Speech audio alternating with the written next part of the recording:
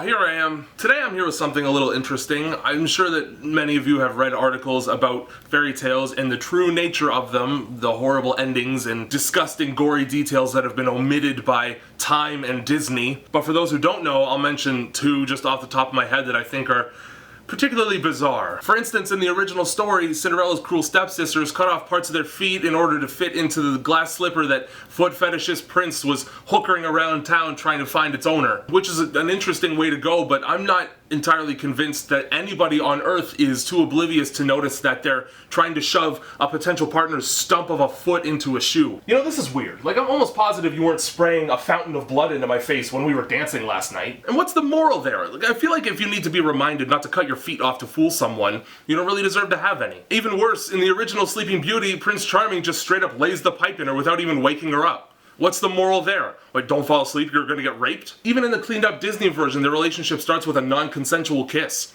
Go ahead and try that at a party and see if you don't get 5 to 10 years of the same treatment from thick prison bunkmates. So given the ambiguity of morals and lack of coherent storytelling in a lot of fairy tales, I thought I'd take a crack at writing my own.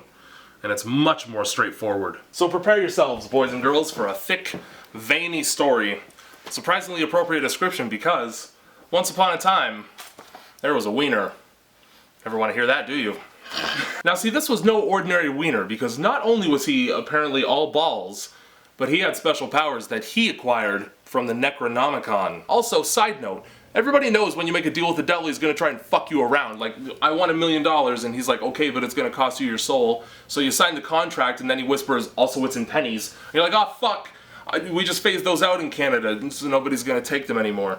And then a demon, laughing, begins to fuck you so good with a pitchfork. Anyway, now this wiener was considerably bummed out. It says sad. He didn't really get a lot of attention at parties. Nobody really looked his way unless he was right out in the open. And by that point, everybody was drunk anyway, so it was more like a circus act than actual admiration. Every so often, he would get a handshake from a good friend or a kiss from a great one. But in the cold light of the morning, most people found themselves regretting letting him get too close the night before. He's alone in a bed there, I don't know. Maybe I'm too small, he thought. So he called upon the dark abyssal gods of the Necronomicon to fulfill his divine wish. To become larger. And they answered. That wiener grew.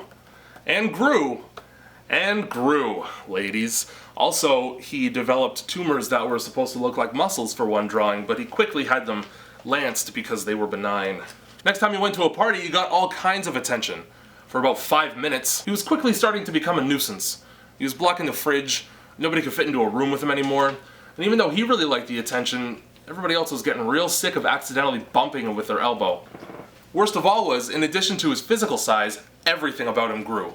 You'd try to have a conversation with him and nobody could get a word in edgewise because his words would just crush everybody else's. Eventually, everybody stopped calling him. When his friends saw him in public, they'd be polite, but because of his size, they found themselves trying too hard to avoid eye contact. People started disappearing from his life, and he found himself doomed to making work friends who all secretly hate each other and sharing too many of his dumb-ass opinions on the internet. Finally, he died, alone, at the bottom of a well. I don't know, choose your own adventure. Like 3 people came to his funeral, and all they did was talk about how cool he was before he became a big fucking dick.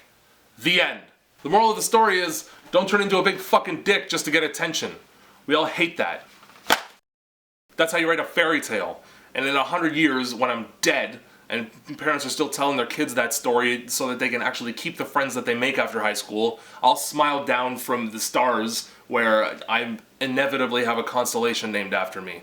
And it's like in the shape of a dump truck or something.